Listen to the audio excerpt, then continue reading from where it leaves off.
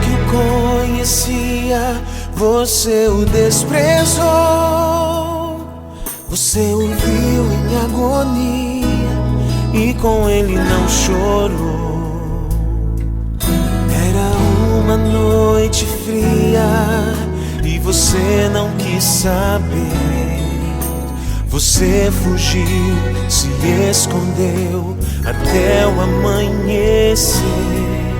Quando o sol raiou de longe, você o avistou.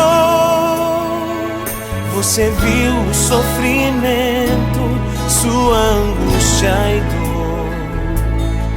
Você o viu sendo açoitado e o seu corpo ali cortado. E nada fez, você se sente culpado.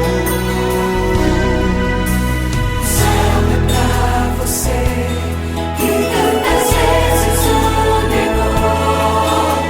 O céu é pra você que toda a vida o desprezou. O céu é pra você que sem pudor o abandonou.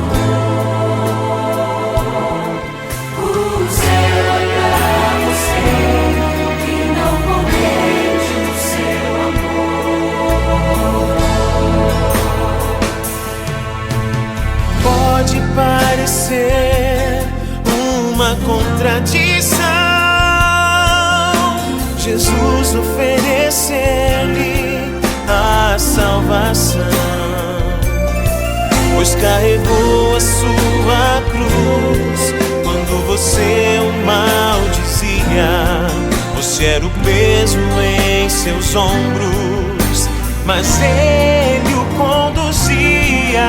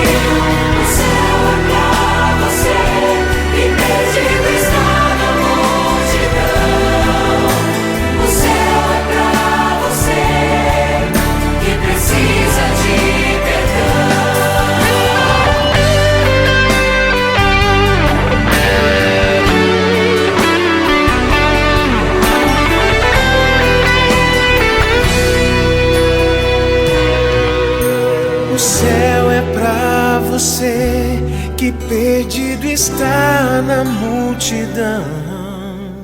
O céu é pra você que precisa de perdão.